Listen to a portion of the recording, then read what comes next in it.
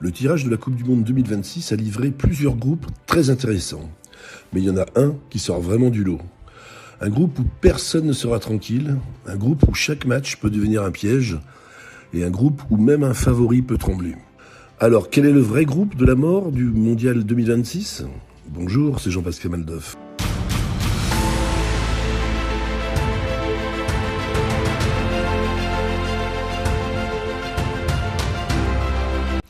Et au passage, le calendrier complet en couleur de la Coupe du Monde 2026 est disponible gratuitement sous la vidéo. Avant de répondre, il faut déjà se mettre d'accord sur une chose. Un groupe de la mort, ce n'est pas seulement un groupe avec un grand nom ou une grosse affiche. Un vrai groupe de la mort, c'est surtout un groupe où plusieurs équipes peuvent vraiment se qualifier, où il y a très peu d'écart et où personne n'a le droit à l'erreur. Pour moi, il y a clairement deux très gros candidats dans ce mondial 2026. Il y a le groupe F, avec les Pays-Bas, le Japon, la Tunisie et la Suède. Et le groupe I, avec la France, le Sénégal, la Norvège et l'Irak. On peut aussi citer le groupe L, avec l'Angleterre, la Croatie, le Ghana et le Panama, mais à mon avis, il y a un cran en dessous en termes de danger global. Commençons par le groupe F. Honnêtement, c'est un groupe extrêmement dense. Les Pays-Bas partent favoris, mais ils ne sont pas intouchables.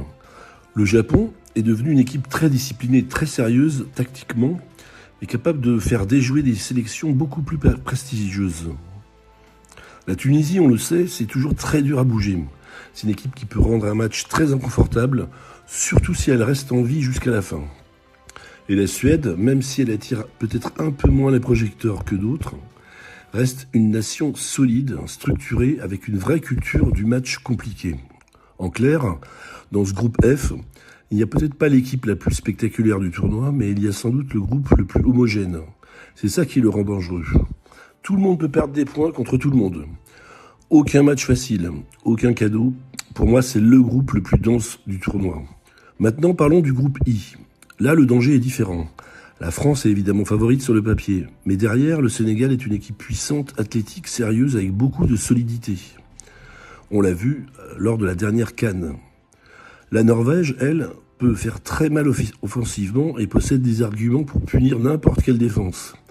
Et même si l'Irak semble en dessous, une équipe qu'on connaît moins que les autres, ce genre d'équipe peut suffire à compliquer les calculs si un favori commence mal. Donc le groupe I n'est peut-être pas aussi homogène que le groupe F, mais il est probablement plus piégeux pour une très grande nation. Si la France rate son entrée, ce groupe peut devenir très tendu très vite. C'est ce qui en fait un groupe extrêmement dangereux. Le groupe L mérite aussi un petit mot. L'Angleterre est favorite, la Croatie reste redoutable dans les grandes compétitions, le Ghana peut gêner beaucoup d'équipes, mais je trouve malgré tout que ce groupe est un peu moins explosif que les deux autres. Alors quel est mon verdict ? Si je dois choisir un seul groupe de la mort, je dirais que c'est le groupe F. Pourquoi ? Tout simplement parce que c'est le groupe le plus dense, le plus équilibré, le plus inconfortable pour tout le monde. En revanche, si on parle du groupe le plus dangereux pour un très gros favori, alors le groupe I de la France est probablement le plus piégeux.